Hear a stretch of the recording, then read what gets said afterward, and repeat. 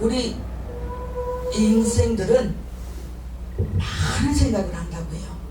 그래서 5만 가지 생각을 한다고 하죠. 지금 일어난 거, 전에 일어났던 거, 지금 현재 일어나고 있는 거, 일어나지도 않은 일들을 우리는 다 싸잡아서 염려하고 걱정하고 또 곱씹고 뎁씹고 우리는 정말 나에게 잘한 거, 그런 거는 참 잘 잊어버려요, 또 금방. 근데 나한테 상대방이 어떤 말을 서운한 말을 했거나 나한테 또 모진 행동을 했거나 하는 것은 두고두고 소가 여물을 대시듯이 두고두고 생각해요. 잊어버릴 것은 안 잊어버리고, 잊어버려야 될 것은 안 잊어버리고, 잊지 말아야 될 것은 또 금방 잊어버리고. 우리가 하나님의 은혜, 그 하나님의 은혜는 정말 우리가 하나님 나라 갈 때까지 잊지 말아야 될 것입니다. 그러나 우리가 하나님의 은혜는 살아가면서 조금 내가 조금 잘되고 형통하다 싶으면은 하나님의 은혜는 저버려요. 하나님이 하신 거는 저버리고 내가 잘나서, 내가 똑똑해서, 내가 내 의로, 내 방법으로, 내 생각, 내 지식으로 하는 것처럼 많은 사람들이 의기양양하죠. 저 또한 그랬던 적이 있습니다. 인간이기 때문에. 그러나 우리는 수시로 무시로 우리는 우리들의 마음을 정결하게 점검을 해야 될 줄로 믿습니다. 오늘 이 7장 1절에서 23절 본문만 이렇게 요약을 한다면, 예수님은 바리새인들이 전통을 하나님의 말씀보다 앞세우는 것을 책망하시며, 사람을 더럽게 하는 것은 밖에서 들어가는 것이 아니라 마음에서 나오는 것이라고 가르칩니다. 외적 의식보다 속사람의 정결이 진짜 하나님의 앞에 기준이라는 말씀입니다. 우리가 이 1절에서 13절을 보면 장로들의 전통으로 하나님의 계명을 폐해요. 1절에서 5절을 보면 바리새인은 손 씻지 않는다고 비판을 해요. 그리고 6절에서 8절은 예수님은 입술로는 가까우나 마음엔 멀루다, 이사야 말씀을 인용하죠. 9절에서 13절은 고르반 제도, 전통을 핑계로 부모, 고르반 하면은 그냥 부모한테 효도한 거나 마찬가지로 그렇게 정작 부모한테는 10계명에도 내 부모를 공경하라고 말씀하셨는데, 고르반하고 부모를 공경하지 않는 거예요. 전통을 핑계로.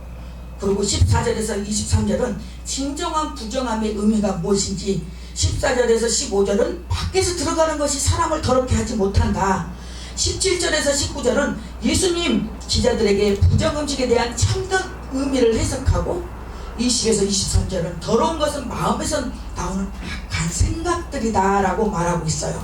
그래서 우리가 마음에서 시작되는 신앙, 겉이 아니라 속을 정결하게 하고, 진짜 더러운 것이 무엇인가, 또 전통인가, 복음인가, 나는 전통을 쫓고 있는가, 복음을 쫓고 있는가, 이번 이 시간에 우리가 함께 돌아보는 귀한 시간이 됐습니다.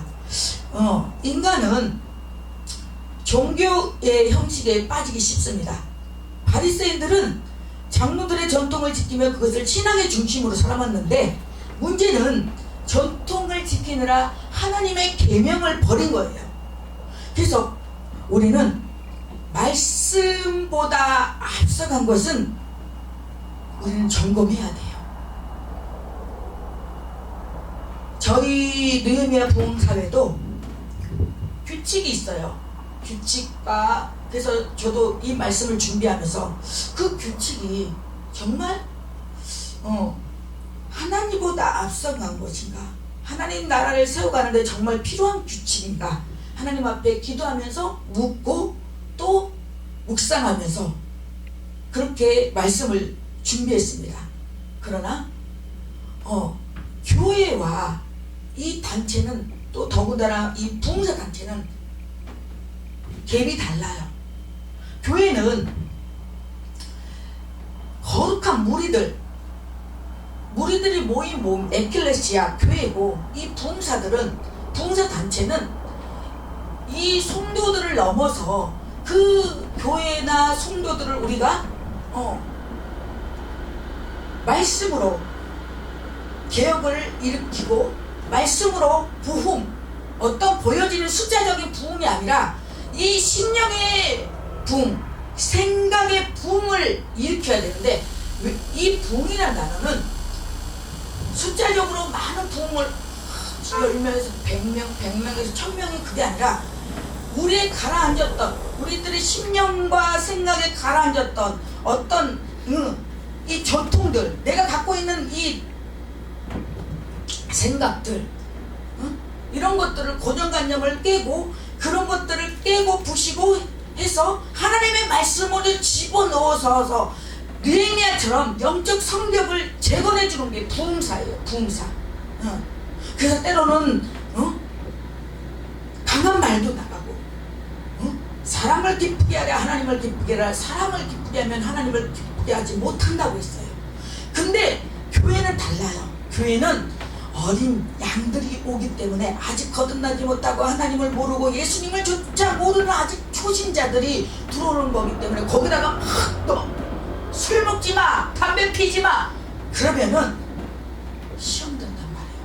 그래서 그 영혼들이, 교회는 참고 기다리면서 인내하면서 기다려주는 게 교회예요. 그러나 이 부흥사는, 예를 들어서 우리가 지금 부흥을, 그 영혼들에게 정말 그런 지금 침체돼 있고 그런 영혼들에게 우리들이 소망을 주고 희망을 주고 그래야 되는 적인데, 내조차도 아직 지금 거듭나지 못하고 내조차도 아직 변화가 되지 않았어. 그렇다면 우리가 그 사람들에게 어떻게 강단에서 말씀을 전할 것이며, 어떻게, 저는요 정말로 우리가 이 말씀과 행동이 다르면 사람들이 봤을 때 본도 안 되고 덕도 안 되고, 이건 율법이라고 할 수 없어요. 율법을 우리는 이제 말씀에서 저번에 목사님 뭐 율법을 폐하러 왔는데, 그거는 로마서에 보면은 율법이 없으면, 율법은 사람들을 가두게 하고 억압하는 게 율법이 아니고요. 그 율법이 없다라면은 이 세상은 온통 범죄 소굴일 거예요. 그 율법으로 말미암아, 율법 때문에 그래도 그렇다고 율법으로 완전히 나가냐? 그렇지 않다. 그렇다고 율법을 폐지하냐? 폐지할 수 없느니라.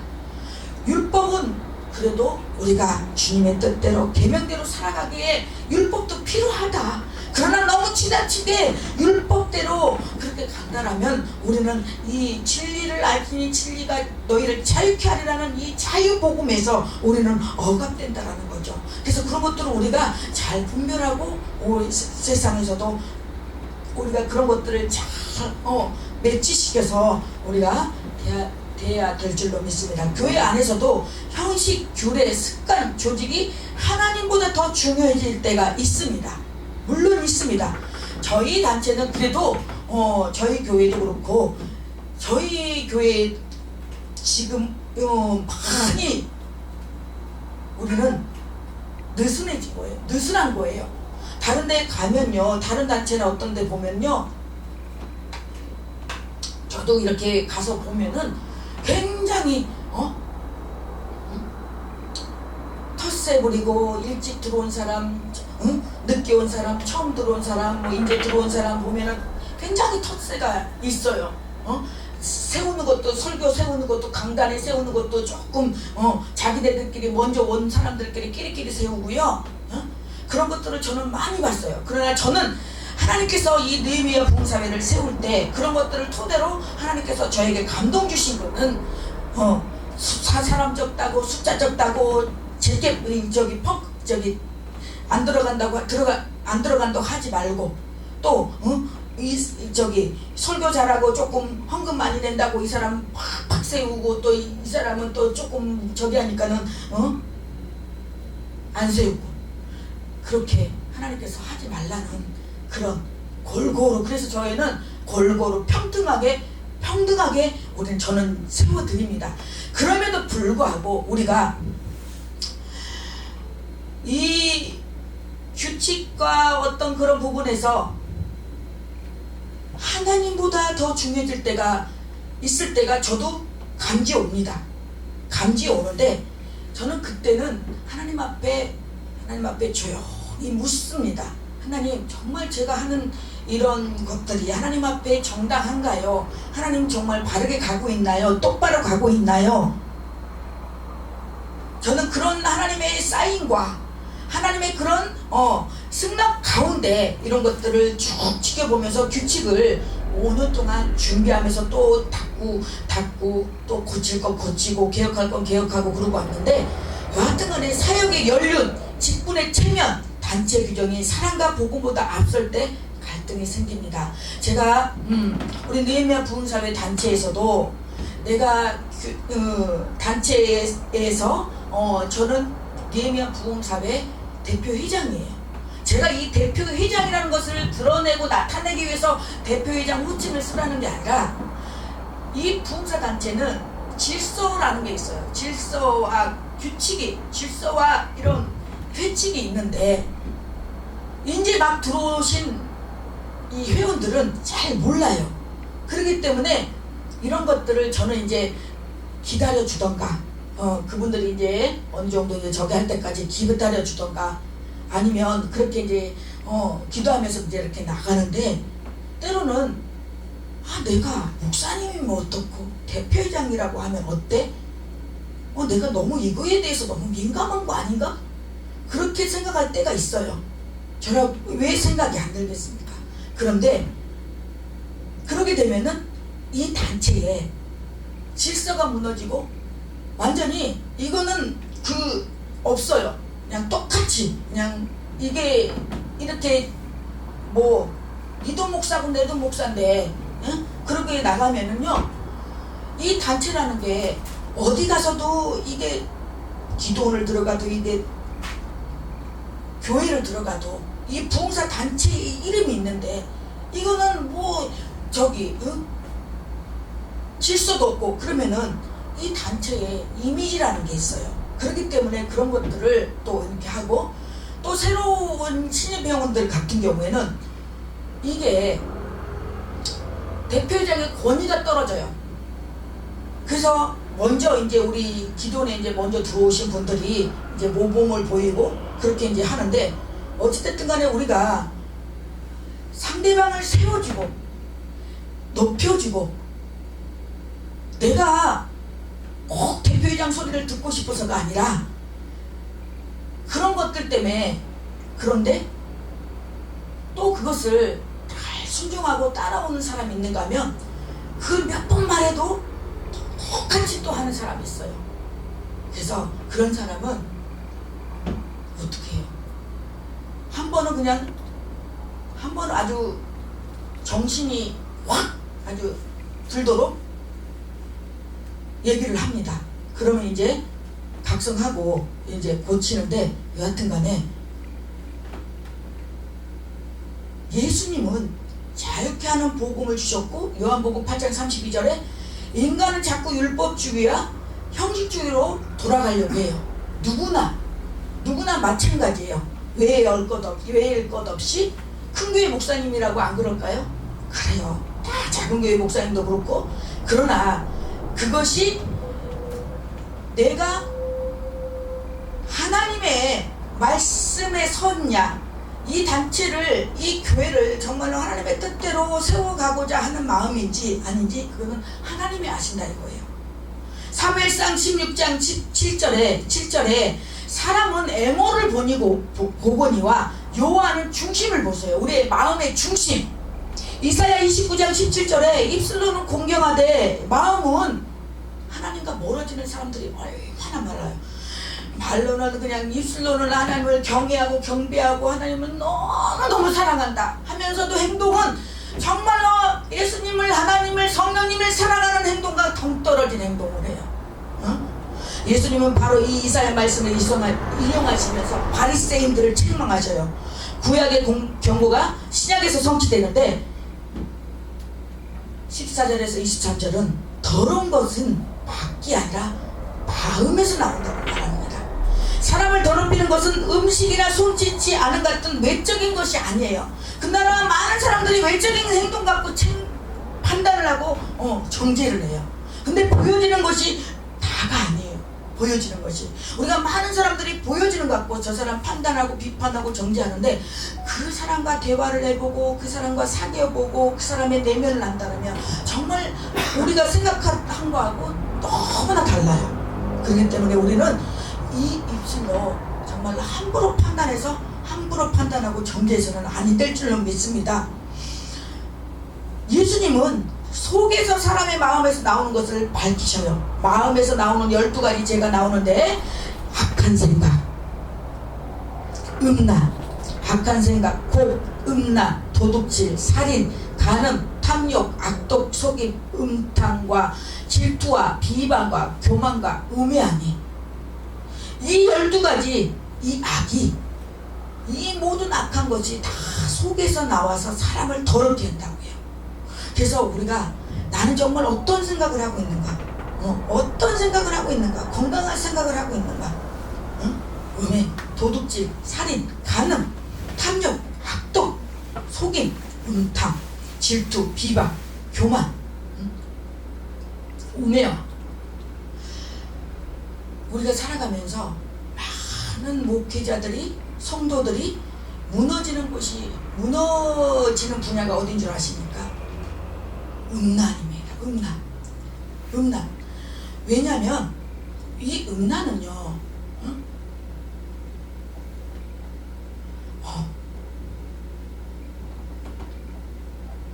옆에 남편이 아닌, 부인이 아닌 다른 사람들을 보고도 음란한 생각을 갖는 것만 해도 음란이라고 하나님의 말씀 전에 나오고 있습니다.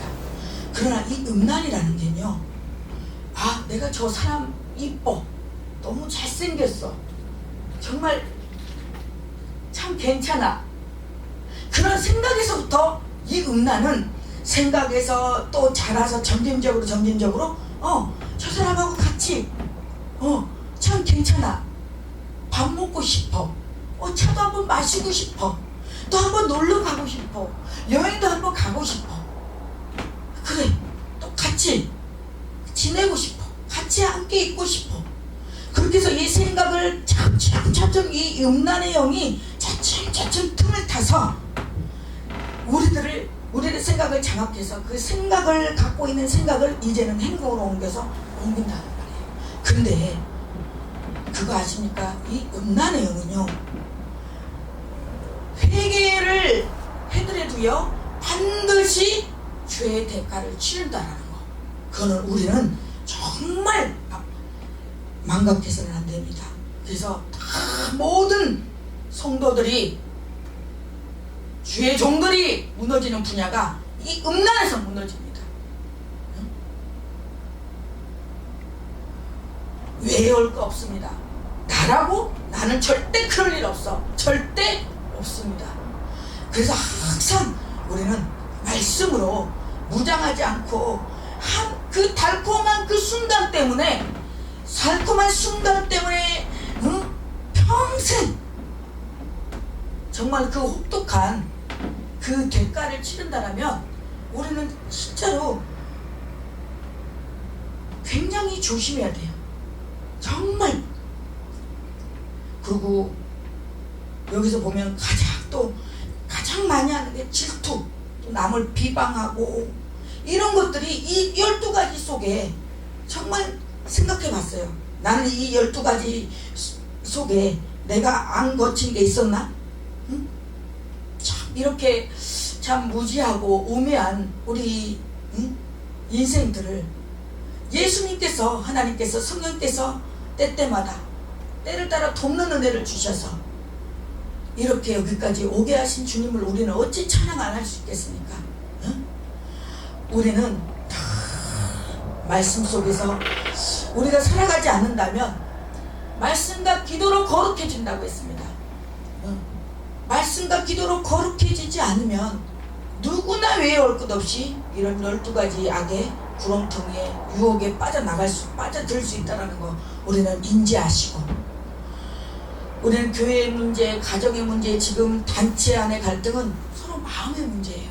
마음에. 그러니까 정말 저는 그래요. 상대방을 서로 높이고 나보다 낫고 잘난 것을 한다면 그 사람을 어떻게 해서든 정말 높이고 존경스럽게 생각하고 있다라면 그렇게 하지 않아도 우리가 거기에 어떤 상황에 처해 있을 때 우리는 그렇게 할 수 있다고 생각을 우리는 할 수밖에 없겠죠. 근데 그렇지 않고 저 사람은 무슨 나하고 똑같이 목사고 자기인데 뭐 교회도 조그만하고 성도도 별로 없는데 무슨 대표회장이야. 그런다면 절대 그게 거부반응이 나겠죠. 그런데 사람은요, 하나님은요 질서의 하나님이시기 때문에요, 아무리 저 목사님이, 저 사람이, 저 성도가 해도 하나님은 다 뜻과 섭리가 있어서 그 자리에 세웠고, 그렇기 때문에 우리는 그 하나님의 권위를 우리는 인정해야 된다고, 해야 되는 줄로 믿습니다. 우리가 입술로는 거룩하지만 마음에 질투가 있으면 바리새인이에요. 그래서 저도 요번에 이제 이렇게 부흥성회를 하면서 나는 단지 우리 목사님 이제 찬양하는데 옆에서 이제 같이 이제 음정 박자가 조금 처음인지라 이제 이렇게 조금 한 템포 늦고, 그래서 그걸 잡아주기 위해서 나는 같이 찬양을 하고, 또 이런 또 사용 방법이나 또 이 찬양에 익숙하기 위해서 제가 이제 우리 목사님과 같이 이제 초대했는데, 그 새로 오신 분 몇 년 만에 이제 이렇게 또 다시 연락이 돼서 이제 왔는데, 와서 그래도 마음에 같이 하면 좋겠다, 했으면 좋겠다, 이제 그런 마음이 잠깐 이렇게 들어서 이제 하게 했는데 이렇게 보니까 굉장히 목사님이, 그 목사님에 대한 대하는 저기가 굉장히 되게 긍정적이고 되게 아주 호감적으로 막 이렇게 저기 하시는 거를 보면서 아니 이게 또 다른 쪽으로 이렇게 흘러가는 건 아닌가? 그런 또 이렇게 생각도 들고, 또 하다 이런 게 또 우리는 여태 이제 남녀 이렇게 찬양 인도를 세워보질 않았어요. 이제 교회고 이제 저희 교회고 이제 하니까. 왜냐면 이 사역이라는 게 남녀 간에 이렇게 찬양 인도하고 같이 사역하고, 그래서 제가 사무총장을